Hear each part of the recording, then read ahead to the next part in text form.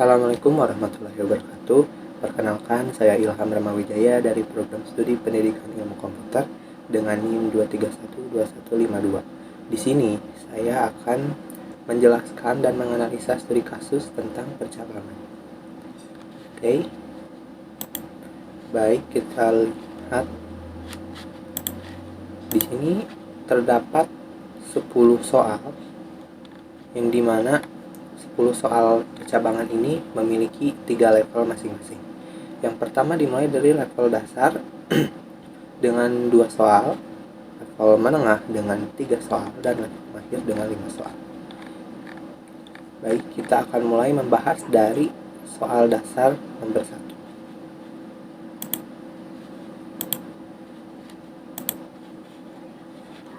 Oke. Kita lihat dulu soalnya, mohon maaf. Oke. Nah, di sini kita disuruh untuk membuat sebuah program untuk memeriksa apakah suatu bilangan merupakan bilangan kelipatan 4 atau bukan menggunakan percabangan. Baik, mari kita lihat kode programnya. Baik, di sini pertama-tama tentunya kita harus mendeklarasikan dulu variabelnya. Di sini saya menggunakan variabel dengan nama bilangan dan bertipe data integer. Lalu selanjutnya adalah membuat program untuk mencetak kalimat masukan bilangan titik 2 ini.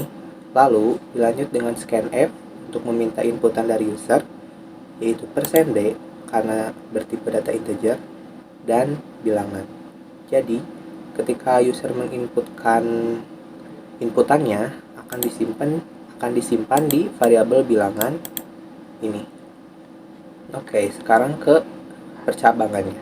If bilangan di modulus 4 sama dengan 0, artinya bilangan di modulus 4 sama dengan 0 itu jika bilangan dibagi 4 tapi sisanya 0 seperti itu, maka jalankan atau eksekusi program printf atau cetak %d adalah bilangan kelipatan 4. %d di sini adalah merujuk kepada variabel bilangan yang diinput oleh user.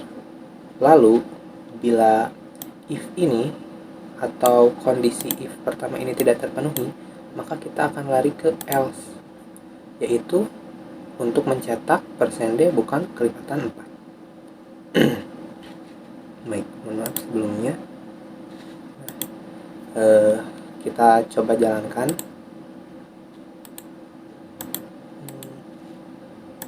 Oke.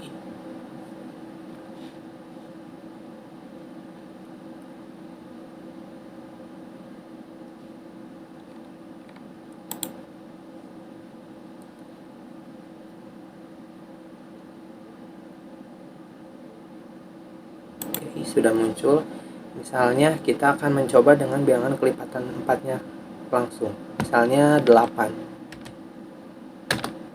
Nah, akan muncul output yaitu 8 adalah bilangan kelipatan 4. Maka bagaimana jika kita menginputkan bilangan yang bukan kelipatan 4? Kita coba. Nah, misalnya kita masukkan 3. 3 bukan kelipatan 4. Seperti itu. Jadi jika kondisi if pertama ini terpenuhi, maka jalankan kode yang di dalamnya ini yang disuruh untuk mencetak %d adalah bilangan kelipatan 4. Jika if ini tidak terpenuhi, maka printf ini tidak akan dijalankan, tetapi akan langsung ke else. Nah, else ini, di dalam else ini kita disuruh untuk mencetak, atau program disuruh untuk mencetak %d bukan kelipatan 4. Yang dimana %d ini kita mengambil dari variabel bilangan, dan variabel bilangan ini sebelumnya disimpan menyimpan inputan user. Seperti itu. Begitu untuk soal nomor 1 kurang lebihnya. Kita lanjut untuk soal nomor 2. Baik, soal nomor 2 yaitu buatlah program sederhana yang meminta pengguna untuk memasukkan sebuah bilangan dan kemudian menampilkan apakah bilangan tersebut positif atau negatif. Jadi kita disuruh untuk menentukan apakah apa yang diinput oleh user itu bilangan positif apa negatif. Oke, mari kita lihat ke contoh kode program.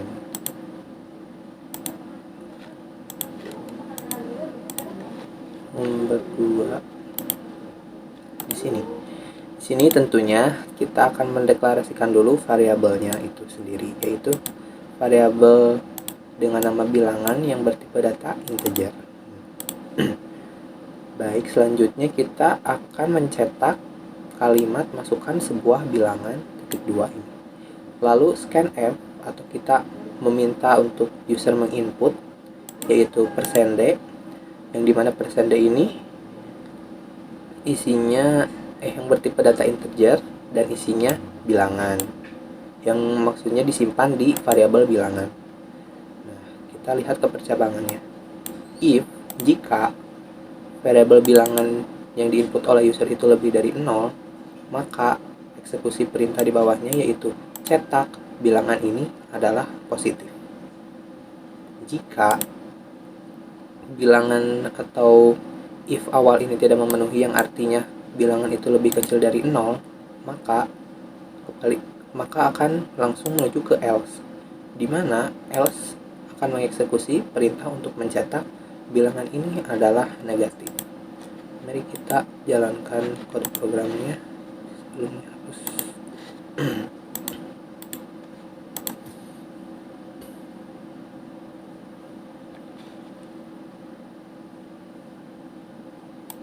Oke, masukkan sebuah bilangan. Kita coba dengan bilangan positifnya terlebih dahulu, misalnya 8. Akan muncul outputan bilangan ini adalah positif. Lalu bagaimana jika kita memasukkan bilangan lebih kecil dari 0 atau bisa dibilang bilangan negatif? Kita coba -8. Lalu outputannya akan muncul bilangan ini adalah negatif. Seperti itu. Jadi sama seperti soal sebelumnya, konsep if else itu, jika kondisi if pertama itu terpenuhi, kondisi if-nya, maka eksekusi, dan jika memang tidak terpenuhi kondisinya, maka akan langsung ke else bila memang tidak ada if lagi. Seperti itu. Mungkin kurang lebih seperti itu untuk soal nomor 2. Kita akan langsung lanjut ke soal nomor 3.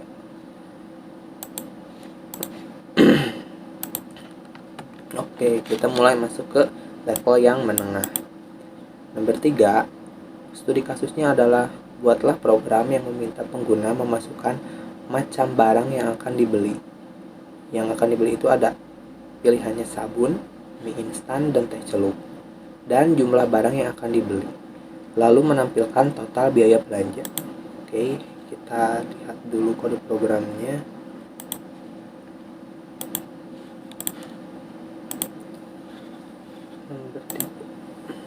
Nah, di sini sudah lumayan banyak ternyata daripada atau dibandingkan dengan studi kasus yang sebelumnya, karena kita sudah mulai beranjak ke level menengah. Oke, pertama tentunya kita deklarasikan variabelnya terlebih dahulu. Di sini kita mendeklarasikan variabel dengan nama pilihan barang dan jumlah barang dengan tipe data integer. Lalu kita mendeklarasikan lagi dua variabel, harga per barang dan total biaya dengan tipe data float.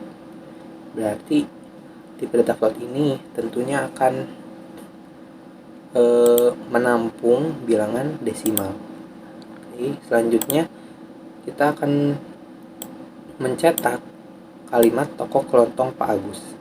Ketika programnya dijalankan pertama, semua ini akan dicetak terlebih dahulu sebelum kita menginputkan apa-apa.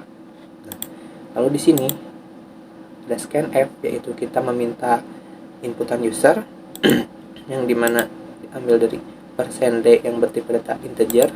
Lalu disimpan di variabel pilihan barang. Oke.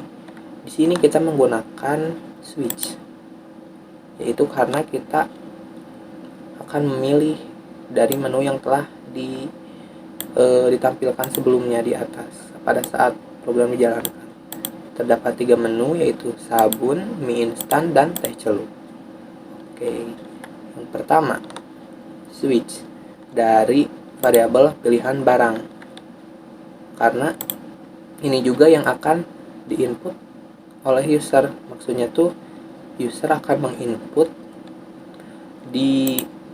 yang akan disimpan di variabel pilihan barang. Maka yang akan kita proses yaitu variabel yang diinput oleh user tersebut, yang menyimpan inputan user, seperti itu. Oke, pertama adalah case 1. Maksud dari case 1 yaitu ketika user menginputkan 1 atau angka 1, maka akan dijalankan akan menginisialisasi bahwa harga per barang itu diisi dengan nominal 5.000. Oke. Lalu program akan meminta untuk mencetak barang yang dibeli, 2 sabun, karena pilihan menu ke-1 itu di sini sudah tertera yaitu sabun. Oke. Lalu break ini itu ketika misalnya case yang ke-1 ini terpenuhi lalu dieksekusi. Nah, si fungsi break ini itu untuk menghentikan program pengeksekusian selanjutnya. Bila memang break ini tidak ada, semua case-case di sini akan dieksekusi. Seperti itu. Lalu begitupun case 2, ketika user menginputkan angka 2, maka akan menginisialisasi variabel harga per barang dengan nominal 3.000. Lalu akan mencetak barang yang dibeli yaitu mie instan. Karena di sini yang kedua adalah mie instan. Oke, lalu break lagi. Sekarang ke case ketiga. Ketika user menginputkan angka 3, maka variabel harga per barang ini diinisialisasi dengan nominal 2.000. Lalu program akan menjalankan printf, yaitu untuk mencetak kalimat di dalamnya, yang kalimatnya itu sendiri berisi barang yang dibeli, titik 2 teh celup, seperti yang telah ditampilkan sebelumnya di awal, yaitu teh celup. Lalu break juga.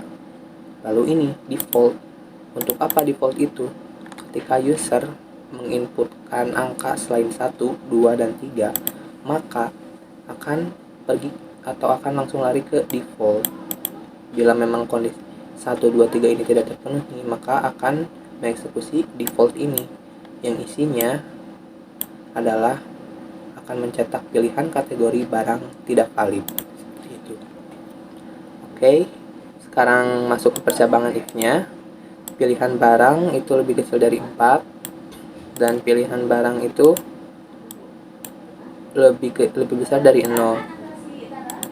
Maksudnya lebih kecil dari 4, jadi ketika inputan user itu lebih kecil dari 4, maka akan menjalankan kode program ini. Dan kita di sini juga menggunakan logika AND, yang dimana logika AND itu sendiri harus memenuhi dua kondisi, yang harus memenuhi dua kondisi tersebut itu. Maksudnya tuh jika ada kondisi 1 itu harus terpenuhi, dan kondisi 2 juga harus terpenuhi, seperti itu. Dan bila salah satu kondisinya tidak terpenuhi, maka program tidak akan dijalankan atau tidak akan dieksekusi. Baik, berarti bila 1, 2, 3 inputan user, maka program ini akan dijalankan. Berarti pilihan atau kondisi pertama ini terpenuhi. Lalu ada lagi kondisi kedua, yaitu pilihan barang lebih besar dari 0. Jika kita masukkan 0, berarti tidak akan bisa kan? Tidak akan, maksudnya itu si kondisi ini tidak akan terpenuhi, dan program ini otomatis tidak akan dijalankan. Gitu. Oke, masuk ke dalam kode programnya, yaitu pertama akan mencetak masukkan jumlah barang yang ingin dibeli. Lalu scanf. Scanf di sini yaitu untuk meminta inputan user. Diisi dengan %d karena bertipe data integer dan juga jumlah barang. Jadi apa yang akan diinput oleh user disimpan di variabel jumlah barang. Sekarang kita inisialisasi total biaya. Total biaya sama dengan harga per barang dikali jumlah barang, yang dimana harga per barang ini sendiri sudah diinisialisasi di switch sebelumnya ini. Nah, lalu dikalikan dengan jumlah barang yang baru saja kita atau kode program yang di atasnya ini nih, ini. Oke, lalu setelah itu akan mencetak total biaya titik 2 rp persen titik 2 f karena kita menggunakan tipe data float dan ingin mencetak hanya 2 angka di belakang koma gitu. Jadi titik 2 f, lalu ini untuk new line, dan kita mengambil persen titik 2 f ini dari variabel total biaya gitu. Lalu selanjutnya ada if jumlah barang lebih kecil atau sama dengan 0. Maksudnya tuh ketika kita mengisi di sini masukkan jumlah barang yang ingin dibeli, nanti akan meminta inputan user. Nah, inputan usernya itu bila diisi 0 atau bahkan lebih kecil dari 0, maka akan mencetak jumlah barang tidak valid. Oke, kita coba untuk menjalankan kode programnya.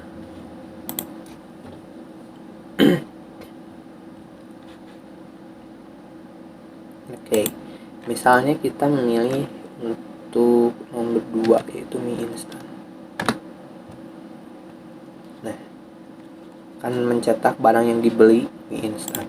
Lalu kita disuruh sebagai user untuk memasukkan jumlah barang yang ingin dibeli.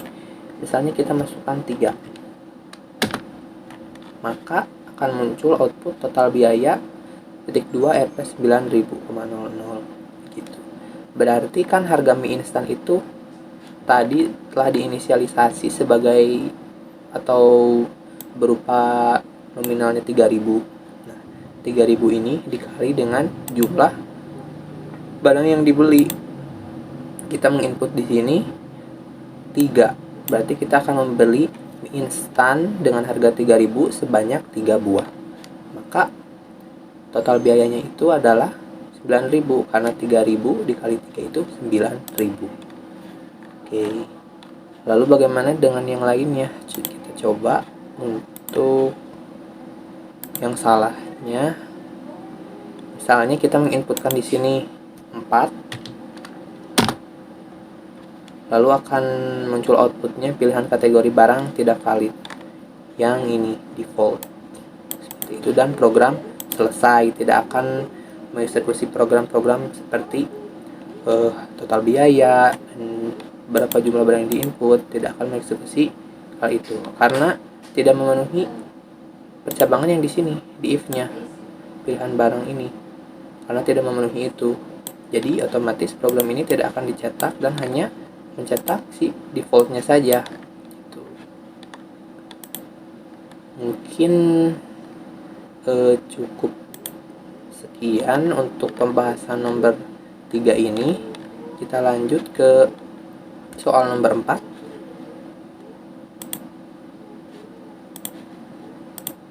Oke, soal nomor 4 yaitu menetapkan skor ujian yang diinput user dan kemudian menentukan grade berdasarkan skor tersebut. Grade di sini itu berarti predikat. Oke, di sini sudah ada kondisinya. Ketika nilai yang diinput itu lebih besar atau sama dengan 90, maka predikatnya A. Begitupun kalau 8 lebih besar atau sama dengan 80, maka predikatnya B. Lebih besar sama dengan 70 C. Lebih besar sama dengan 60 D. Oke. Kita ke kode programnya. Baik. Kode program nomor 4. Seperti biasa, kita akan mendeklarasikan dulu variabelnya. Variabel nilai. Lalu variabel nilai ini, mohon maaf sebelumnya, variabel nilai ini kita deklarasikan dengan tipe data integer, berarti hanya menampung angka. Oke, lalu kita membuat variabel kedua, yaitu variabel predikat dengan tipe data char. Nah, lalu selanjutnya kita akan mencetak masukkan skor ujian. Nah, di dalam masukkan skor ujian ini pun kita meminta inputan user, yang dimana scanf itu untuk meminta inputan user, isinya %d karena inputan usernya itu bernilai tipe data integer yang diambil dari variabel nilai ini dan disimpan di variabel nilai. Seperti itu. Oke, untuk else-nya kita mulai dari if-nya. If pertama itu jika nilai ini berisi apa yang akan diinput oleh user nanti. Oke, jika variabel nilai lebih besar atau sama dengan 90, maka kita inisialisasi variabel predikat dengan A. Ini memakai kutip 1 karena merupakan char. Seperti itu. Lalu ke else if kedua, jika nilainya lebih besar atau sama dengan 80, maka variabel predikat ini diinisialisasi dengan B. Begitupun yang if ketiganya, variabel nilai lebih besar sama dengan 70, maka inisialisasi variabel predikat dengan C. Dan if selanjutnya, ketika variabel nilai yang diinput oleh user ini lebih besar sama dengan 60, maka variabel predikat diisi dengan D. Dan else, jika semua if ini tidak memenuhi, maka artinya akan mengeksekusi atau diinisialisasi variabel predikat ini dengan E. Seperti itu. Lalu pada terakhirnya kita atau program akan mencetak kalimat predikat Anda tik 2 %C. %C itu karena kita menggunakan tipe data char dan kita juga mengambil variabel predikat ini yang bertipe data char. Oke, kita jalankan dulu. Nah, kita hapus dulu sebelumnya. Jalankan.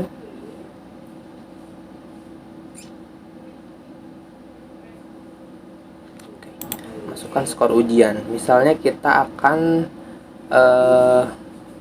mencetak yang nilai A-nya terlebih dahulu, yang dimana nilai A itu akan dicetak ketika kita menginput nilai atau skor ujiannya itu lebih besar atau sama dengan dari 90. Kita coba dengan 90 dulu. Predikat Anda A. Seperti itu. Lalu kita coba untuk yang C, yang dimana predikat C akan dicetak ketika nilai yang kita input itu lebih besar atau sama dengan dari 70. Kita coba 70 C. Lalu bagaimana jika kita menginputkan nilai yang lebih kecil atau yang lebih kecil dari 60? Kan di sini hanya tertera sampai 60. Nah, kita coba. Misalnya kita menginput 50. Bagaimana kalau 40?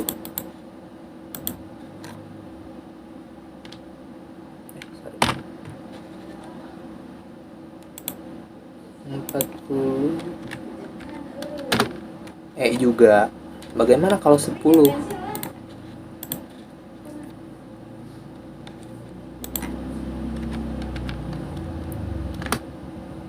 Juga. Berarti selain di atas atau sama dengan 60, yang artinya mulai dari 59 sampai 0 pun predikat akan dicetak seperti itu. Kita coba 0.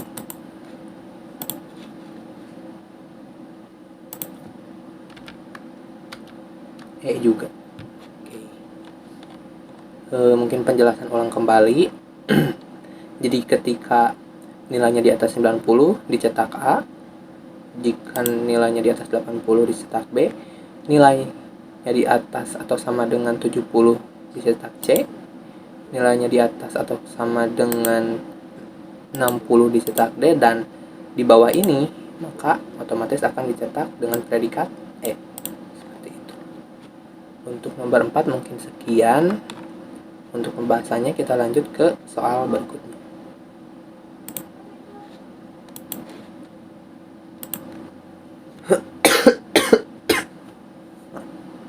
Oke.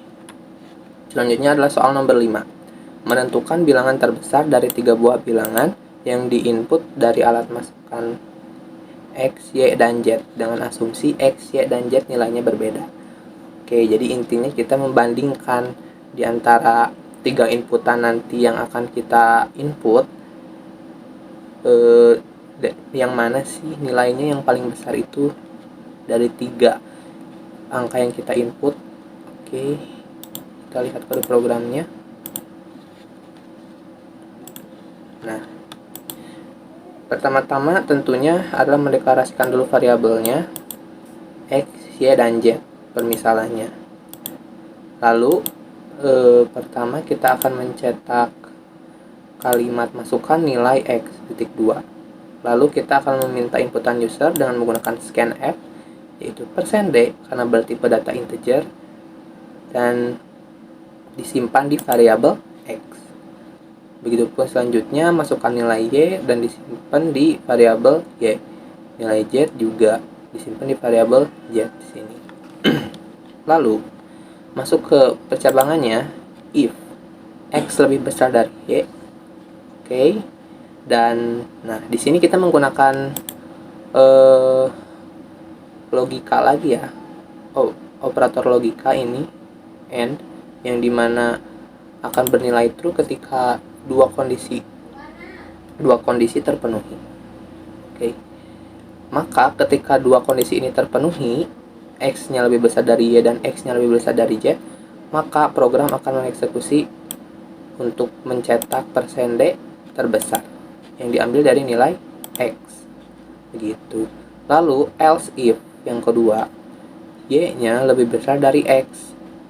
And masih menggunakan operator logika yang sama, Y-nya lebih besar dari Z, maka cetaklah %d terbesar dan diambil dari variabel Y.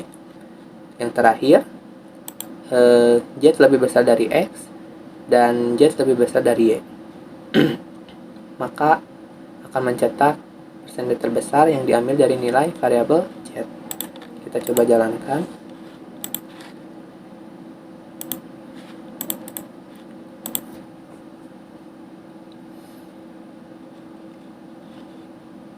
Oke, masukkan nilai X. Misalnya kita akan yang pertama itu nilai X-nya yang paling besar. X-nya 10. Y-nya misalnya 9. Z-nya 6. Oke, 10 terbesar.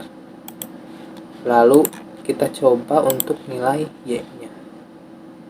Nilai X-nya misalnya 3. Nilai Y-nya 8. Nilai Z-nya 5. 8 terbesar. Lalu yang terakhir untuk nilai Z-nya kita akan coba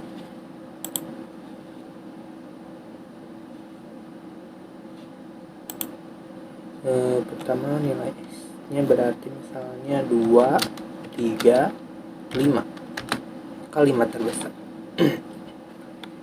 Jadi ketika kondisi yang ini terpenuhi, 2, karena yang di if pertama itu memiliki 2 kondisi yang dibandingkan dengan operator logika AND, maka akan mengeksekusi cetaklah %d terbesar, yang dimana %d ini mengacu atau menuju ke variabel X.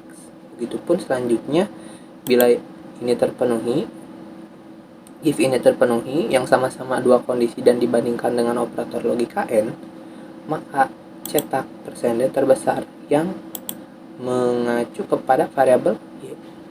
Yang terakhir pun sama, 2 kondisi terpenuhi dan dibandingkan dengan operator logika AND, maka persentase terbesar yang mengacu kepada variabel Y. Oke, sekian untuk soal nomor 5. Kita lanjut untuk soal nomor 6 atau soal berikutnya. Oke, baik, sekarang kita lanjut untuk soal nomor 6. Dan soal nomor 6 ini ternyata sudah ada di level akhir. Baik, kita analisis terlebih dahulu. Sebuah perusahaan memberikan bonus kepada karyawannya berdasarkan jumlah penjualan yang mereka hasilkan dalam sebulan. Kriteria penentuan bonus adalah sebagai berikut. Jika penjualan lebih dari atau sama dengan 10 juta, maka karyawan akan mendapatkan bonus 10% dari total penjualan. Jika penjualan lebih dari atau sama dengan 5 juta dan kurang dari 10 juta, maka karyawan akan mendapatkan bonus 5% dari total penjualan. Jika penjualan kurang dari 5 juta, maka karyawannya tidak mendapatkan bonus. Jadi intinya jika penjualannya itu lebih dari 10 juta, karyawannya akan mendapatkan bonus 10%. Kalau misalnya 10 juta, berarti 10%-nya itu 1 juta. Lalu kalau misalnya penjualannya lebih dari atau sama dengan 5 juta dan kurang dari 10 juta, maka karyawan tersebut akan mendapatkan bonus 5%-nya. Lalu jika kurang dari 5 juta, maka tidak akan mendapat bonus. Kita lihat ke kode programnya.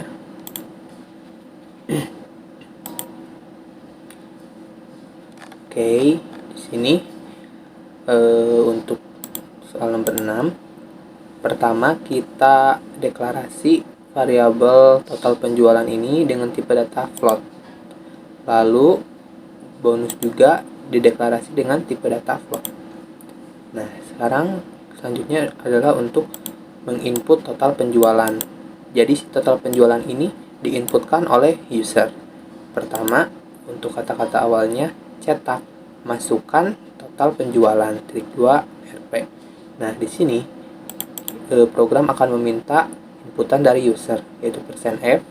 Karena float, jadi menggunakannya %F. Lalu disimpan di variabel total penjualan.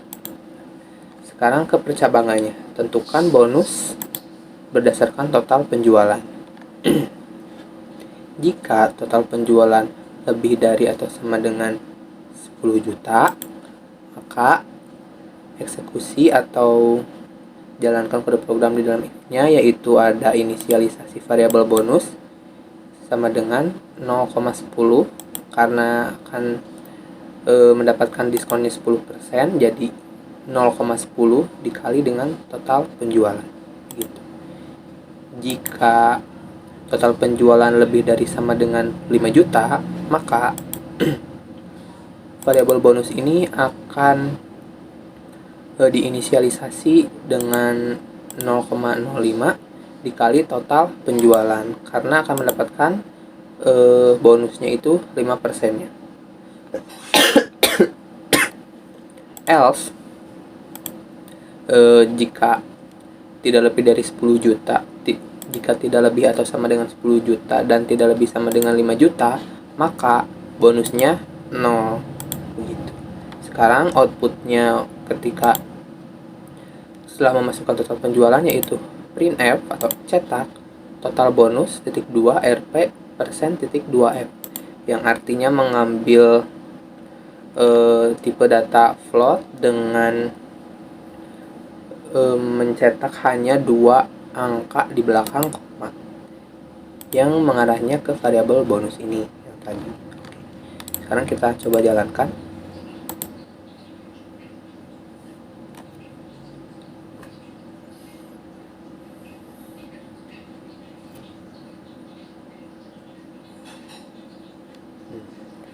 Masukkan total penjualan. Misalnya kita akan memenuhi if yang pertama dulu, mendapatkan 10% total dari total penjualan bonusnya. Kita coba 11 juta. 123, 123. Total bonus RP 1 juta 100. 123, 123. Lalu kita coba untuk bonusnya yang 5%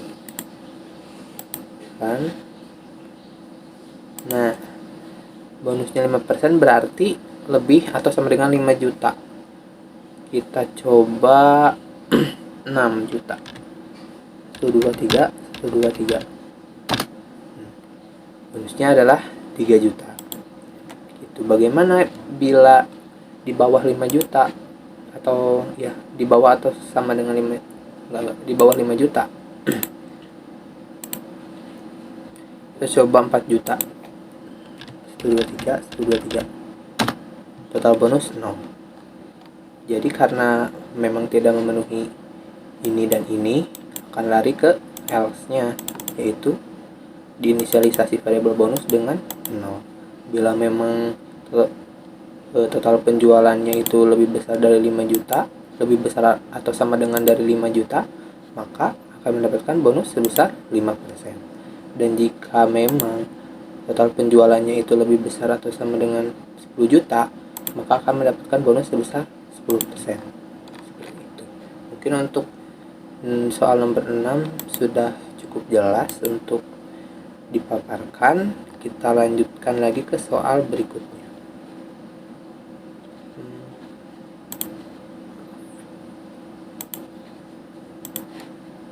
Oke, sekarang ke nomor 7. Soal nomor 7 masih dalam tingkatan level mahir. Nomor 7, buatkan program untuk menghitung suhu ideal berdasarkan pilihan pengguna. Pengguna dapat memilih untuk mengonversi suhu dari Celsius ke Fahrenheit dengan memasukkan angka 1 atau sebaliknya dengan memasukkan angka 2. Program kemudian meminta pengguna untuk memasukkan suhu yang akan dikonversi. Jika hasil konversi suhu lebih rendah dari suhu ideal, suhu idealnya adalah 25 derajat Celcius atau 77 derajat Fahrenheit, program akan memberitahu pengguna untuk menaikkan suhu termostat. Sebaliknya, jika hasil konversi suhu lebih tinggi dari suhu ideal, program akan memberitahu pengguna untuk menurunkan suhu termostat. Baik, mungkin kita coba lihat kode programnya, itu nomor 7. Nah, di sini seperti biasa, pertama kali yang kita lakukan adalah mendeklarasikan variabelnya. Di sini ada variabel suhu, Celsius, dan Fahrenheit dengan bertipe data integer. Lalu yang pertama adalah scanf, yaitu kita meminta user untuk menginputkan sesuatu yang diwadahi di variabel suhu. Itu dan atau mungkin disimpan di variabel suhu, dan sekarang kita menggunakan switch karena kita akan memilih bila kita mengetik 1 maka kita akan mengkonversi Celsius ke Fahrenheit, dan mengetik 2 akan mengeksekusi atau melakukan konversi suhu dari Fahrenheit ke Celsius. Oke, yang pertama adalah jika kita akan mengkonversi Celsius ke Fahrenheit, berarti untuk melakukan konversi suhu Celsius ke Fahrenheit, user harus menginputkan angka 1 seperti itu. Lalu kita lihat di sini scanf pertama, yaitu memasukkan berapa derajat Celsiusnya dan disimpan di variabel Celsius. Oke, di sini kita buat variabel bertipe data float, itu untuk konversi Celsiusnya. Untuk program operasi mengoperasikan atau mengkonversikan Celsius ke Fahrenheit, dan itu terdapat rumusnya juga. Rumusnya adalah Celsius, variabel Celsius ini yang telah diinput oleh user sebelumnya, dikalikan dengan 1,8, lalu setelah ini dikalikan ditambah dengan 32, maka itu adalah konversi dari Celsius ke Fahrenheit. Lalu berikutnya adalah cetak %1f, yaitu float dengan satu angka di belakang koma, lalu derajat Fahrenheit.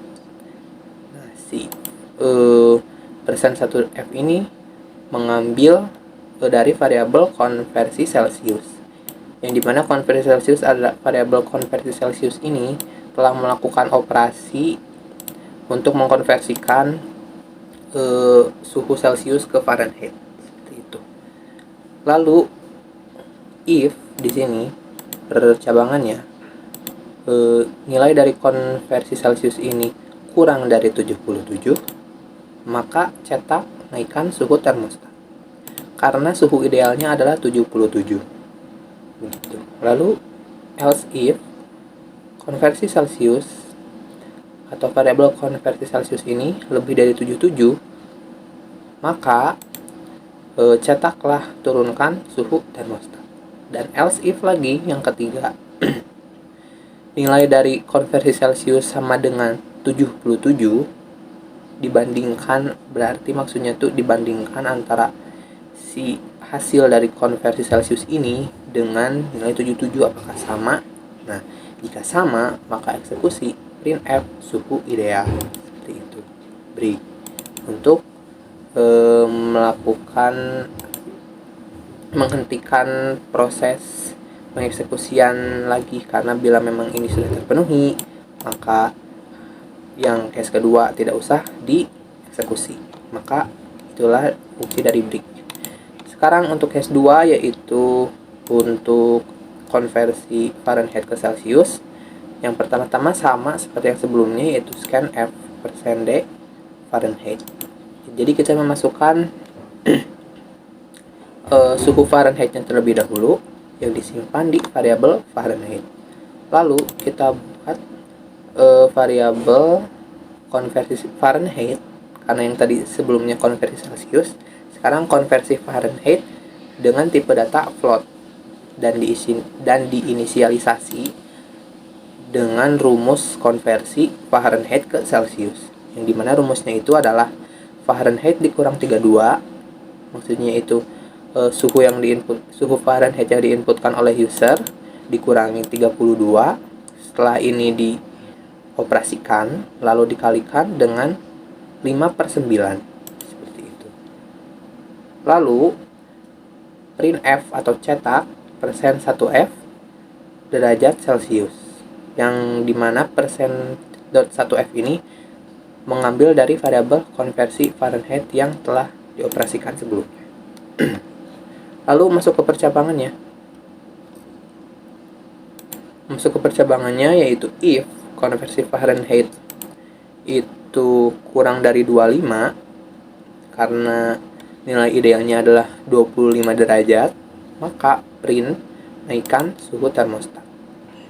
Lalu jika nilai dari konversi Fahrenheit itu lebih dari 25, maka print atau cetak turunkan suhu termostat.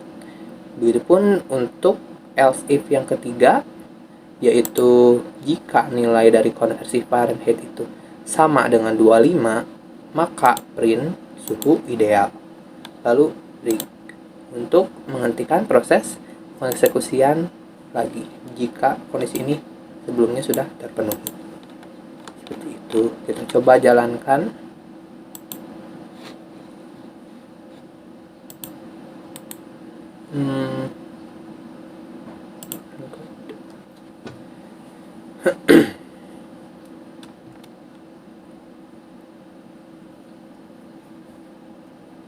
Ini proses.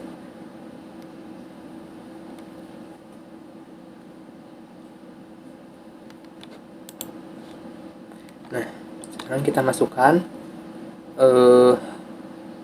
misalnya kita mau konversi suhu dulu, maksud saya kita akan mengkonversi Celsius ke Fahrenheit, berarti kita harus mengetikkan 1 lebih awal. Lalu kita masukkan atau lebih jelas kita coba menggunakan kata-kata terlebih dahulu ya. Printf dulu, kita ubah kodenya f, masukkan suhu Celsius sekurang seperti ini. Di sini juga kita coba untuk printf dulu agar lebih jelas.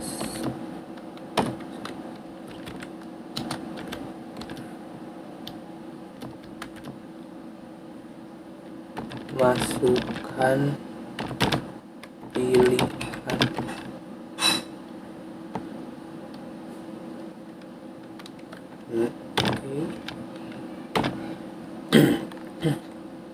Lalu di sini juga sama, print F terlebih dahulu, print F.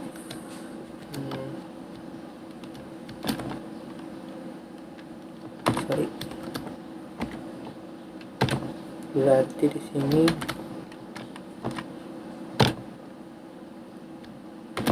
masukkan suhu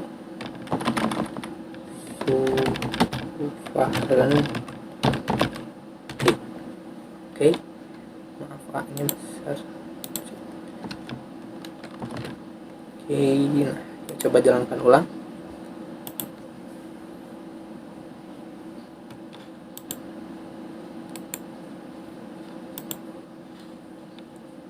Nah, masukkan pilihan 1, masukkan suhu Celcius. Ini ternyata kurang spasi ya, jadi kayak kurang enak untuk beli. Titik 2 spasi.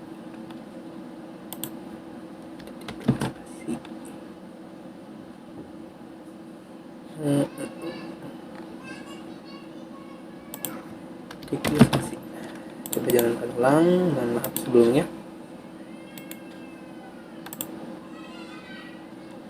Oke, nah masukkan pilihan, kita pilih Celcius terlebih dahulu. Masukkan suhu Celcius, kita coba untuk 25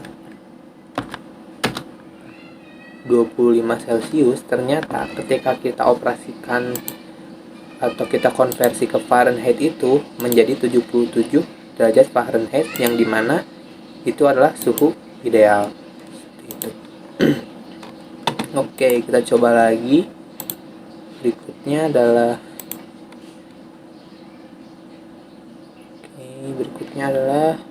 kita coba yang lebih rendah. Berarti yang 18. Pilihan dulu 1, lalu 18, 64,4 derajat Fahrenheit. Naikkan suhu termostat. Sekarang kita coba yang untuk turunkan suhu termostat. Berarti masukkan dulu pilihan, yaitu Celcius. Suhu Celciusnya kita coba lebih dari 25, misalnya 30 derajat. Turunkan suhu termostat. Seperti itu. Oke, sekarang kita coba untuk yang Fahrenheit.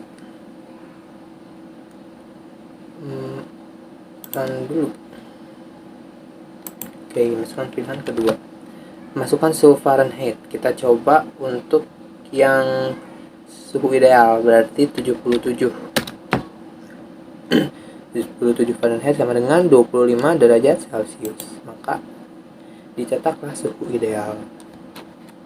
Kita lanjut.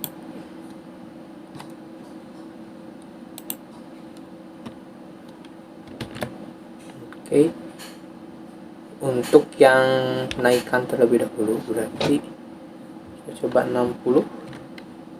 Pilihannya kedua, suhu Fahrenheitnya 6. Naikkan suhu termostat. Lalu kita coba lagi yang turunkan. Pilihannya kedua, turunkan berarti 80. Nah, seperti itu. Jadi ketika kita akan mengkonversikan Celcius ke Fahrenheit, maka kita pilih atau ketikkan pilihan kita yang ke-1. Lalu di sini kita akan dilanjutkan dengan menginput nilai dari suhu Celciusnya yang akan dikonversi. Lalu nanti variabel konversi Celcius ini akan mengoperasikan atau mengkonversikan nilai suhu Celcius ini ke Fahrenheit gitu. Lalu jika memang di bawah rata-rata atau di bawah suhu idealnya, maka program akan mencetak untuk menaikkan suhu termostat. Lalu jika lebih dari suhu idealnya, program akan mencetak turunkan suhu termostat.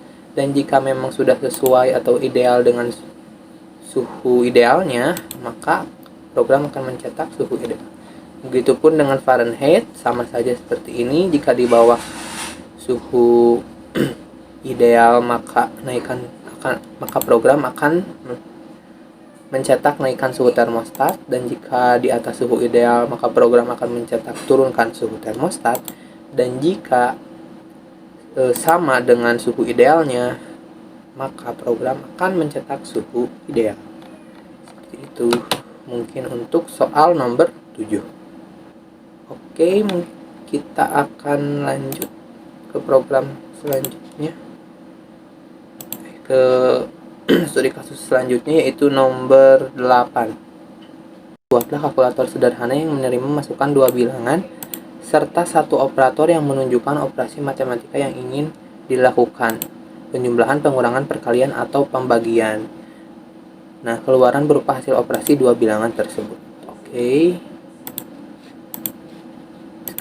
Lihat kode programnya. Di kode programnya ini, pertama yaitu mendefinisikan atau mendeklarasikan, variabel A dan B bertipe data float, lalu mendeklarasikan variabel operator dengan yang bertipe data char, lalu mencetak selanjutnya masukkan bilangan pertama, lalu menunggu inputan user yaitu %f karena tipe datanya float dan disimpan di variabel A.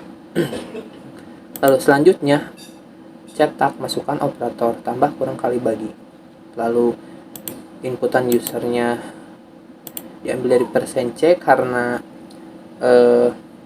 merupakan tipe data char dan disimpan di variabel OPR atau operator.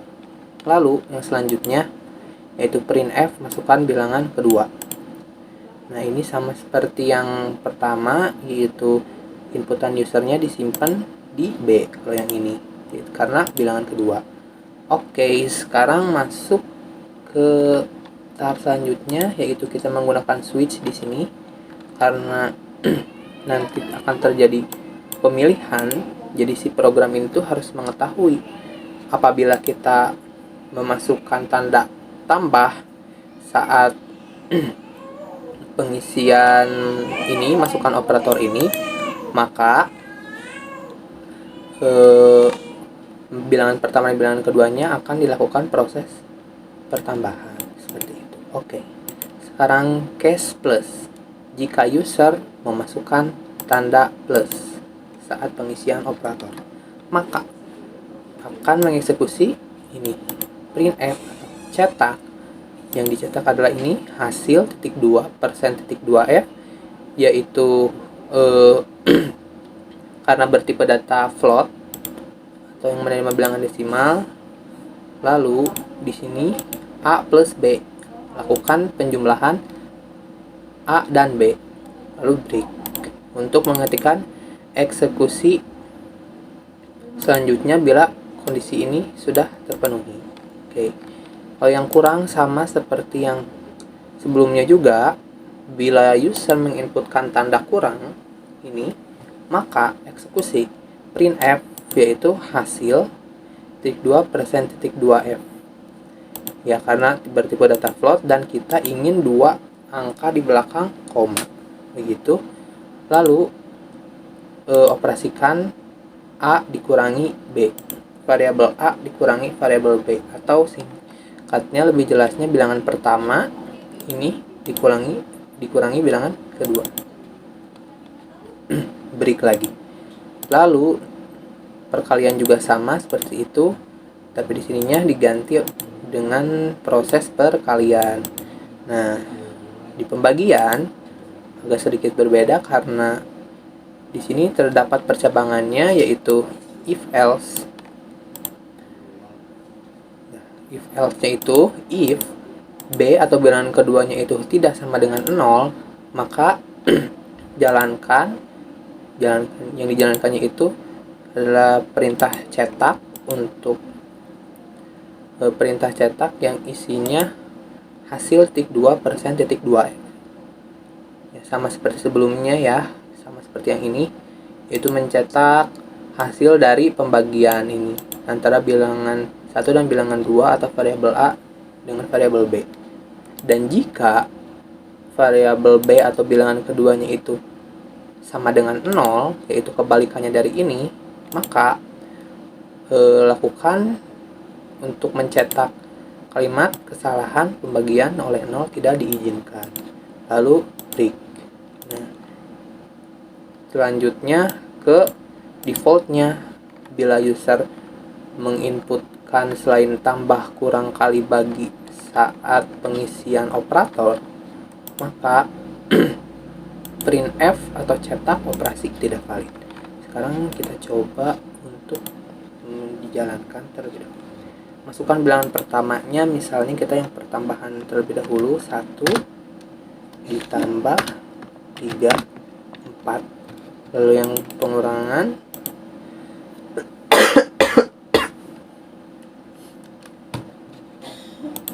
4 dikurangi 2, hasilnya 2. Lalu perkalian 2 dikali 2, hasilnya 4. Nah, sekarang yang pembagian, kita coba yang bilangan keduanya tidak sama dengan 0 dulu. Misalnya 10 dibagi 2, 5. Kalau misalnya nilai bilangan keduanya 0, 10 bagi 0, maka akan muncul outputnya kesalahan pembagian oleh 0 tidak diizinkan. Seperti itu. Jadi intinya ketika kita menginput atau ketika user menginputkan tambah, kurang, kali, bagi, jadi program ini telah mengetahui gitu. Jadi kalau misalnya kita atau user menginputkan tambah, maka akan menjalankan proses penjumlahan. Bila menginputkan simbol kurang, maka akan melakukan pengurangan. Kali, maka akan melakukan perkalian. Bagi, akan melakukan pembagian gitu. Sepertinya sudah cukup jelas untuk nomor 8. Kita lanjut ke soal berikutnya, yaitu nomor 9, menghitung luas dan keliling bangun datar, persegi, persegi panjang, atau lingkaran berdasarkan pilihan pengguna. Oke. Kita lihat kode programnya. Nomor 9.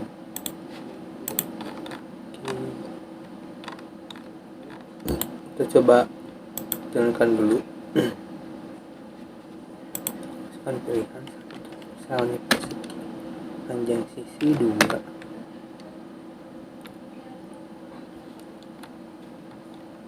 Oke. Nah, pertama di sini kita menggunakan define. P itu diisi dengan 3 koma ini, 14. Ini namanya konstan yaitu dideklarasikan menggunakan konstan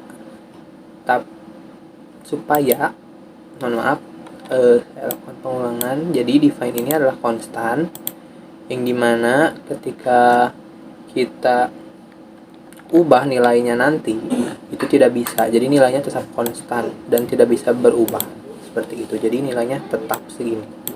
Oke. Kembali ke dalam programnya, yaitu pertama mendeklarasikan variabel pilihan dengan tipe data integer. Lalu yang pertama, ketika program dijalankan, yaitu akan mencetak ini, pilih jenis bangun datar, 1 persegi, 2 persegi panjang, 3 lingkaran, lalu masukkan pilihan. Nah, di masukkan pilihan ini kita akan meminta inputan dari user menggunakan scanf yang diambil dari %d dan disimpan di dalam variabel pilihan seperti itu. Lalu kita menggunakan switch lagi di sini, yaitu pilihannya. Karena yang diinput oleh user nanti yang akan diprosesnya kan. Maaf. Nah, case 1, ketika user memasukkan pilihan ke 1, yang dimana pilihan ke 1 di sini adalah persegi. Oke. Lalu di sini ketika user menginput 1 dan yang artinya memilih persegi, maka di dalamnya kita akan mendeklarasikan variabel lagi, yaitu variabel sisi bertipe data float. Nah, Lalu pertama akan mencetak ini, masukkan panjang sisi, lalu scanf, menampung inputan user di variabel sisi. Jadi inputan user nanti akan disimpan di variabel sisi ini. Lalu float luas, kita deklarasikan lagi variabel dan langsung diinisialisasi. Jadi luas itu adalah luas dari persegi, kan rumusnya sisi kali sisi gitu, dan sisinya itu sudah diinput dari awal saat sebelum ini dideklarasikan. Jadi sudah diinput terlebih dahulu, jadi dihitung ketika ini sudah sisi variabel sisi ini sudah diinput. Oke.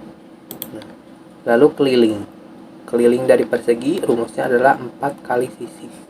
Berarti 4 kali sisi, misalkan kita menginputkan sisinya 2, berarti 4 dikali 2, kelilingnya 8. Lalu di sini kita meminta untuk mencetak luas persegi titik 2 persen titik 2f, yaitu mengambil dari variabel luas.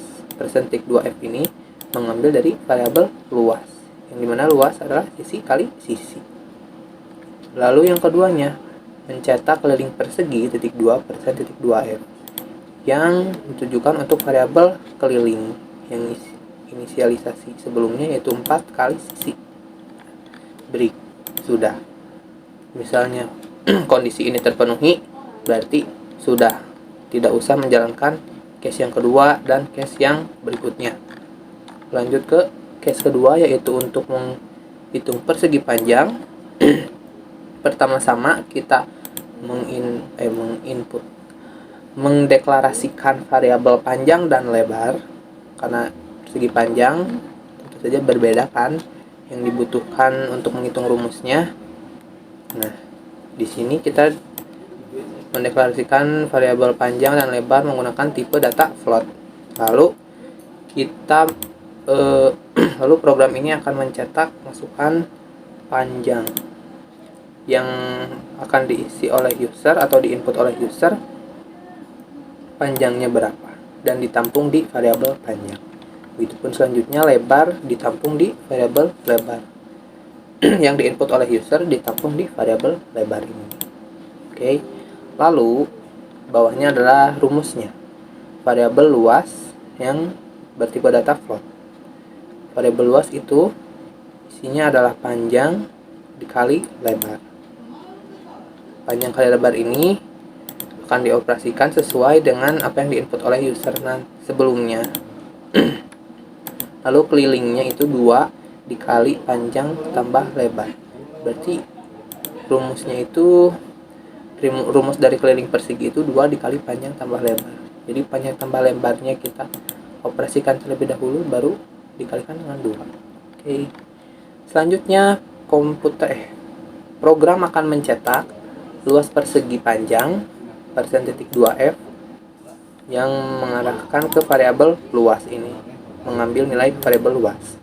Begitupun dengan kelilingnya sama, persen titik 2f bertipe data float dan hanya ingin menampilkan 2 angka di belakang koma gitu, dan mengambil variabel keliling.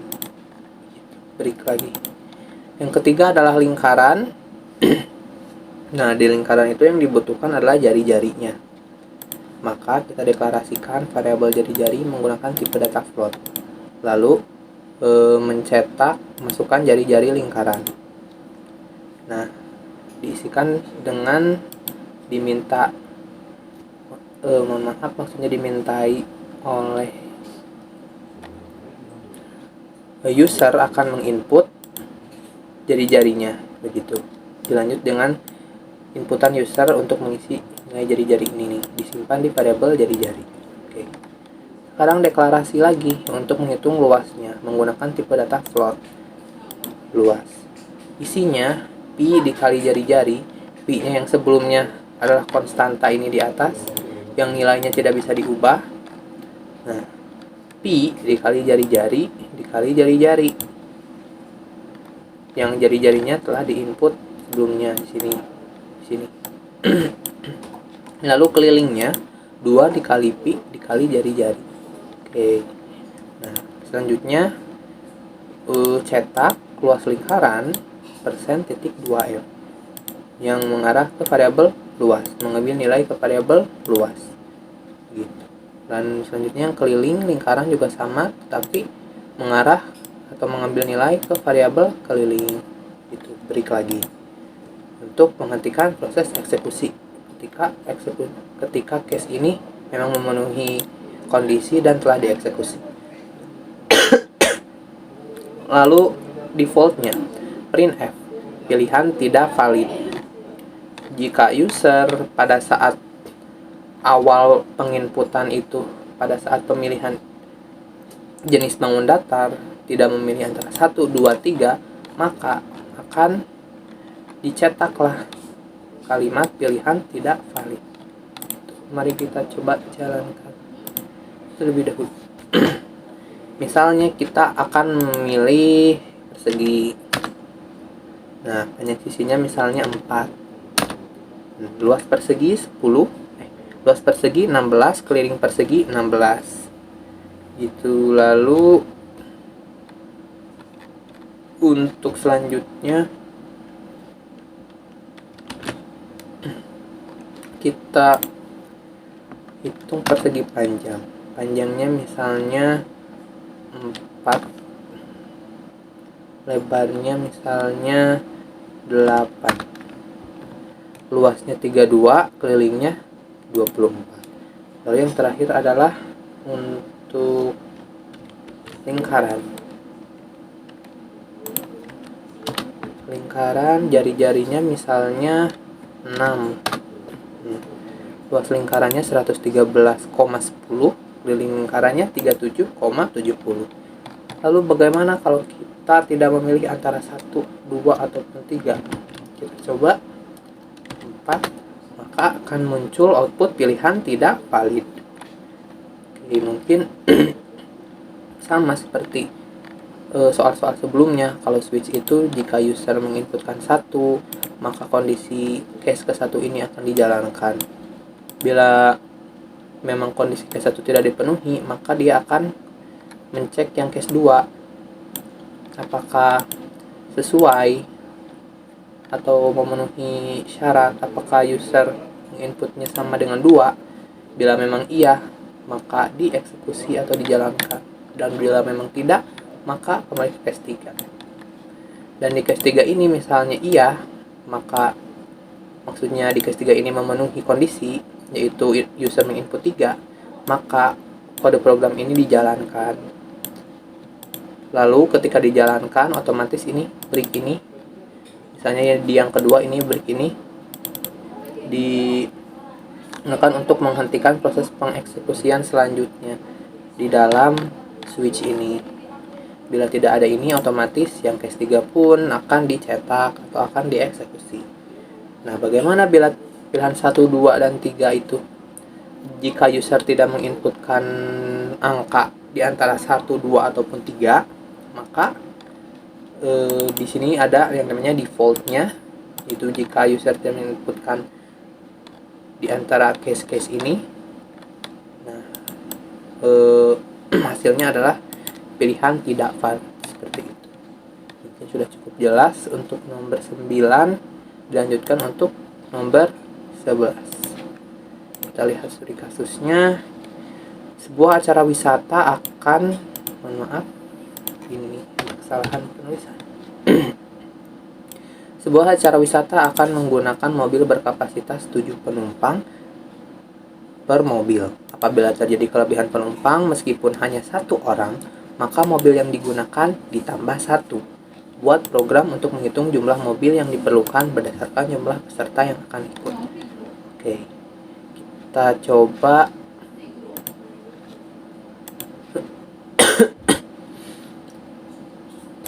baik. Nah, ini adalah kode programnya. Sini ada.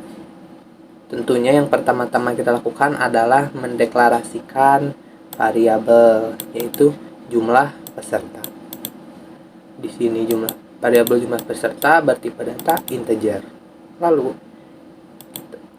program akan mencetak masukkan jumlah peserta dan diisikan dengan inputan dari user yang akan disimpan di variabel jumlah peserta.